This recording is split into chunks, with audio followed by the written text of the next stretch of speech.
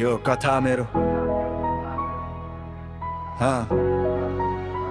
तर म एक्लै होइन।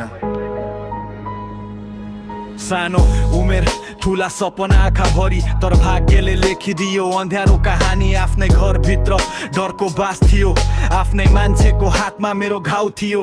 चिच्याउँदा सुन्थ्यो मात्र भित्ताले, बुझेन मेरो पीडालाई कसैले। चुप लाग भन्ने समाजको आवाज मेरो आँसुमा डुब्थ्यो हरेक साँझ।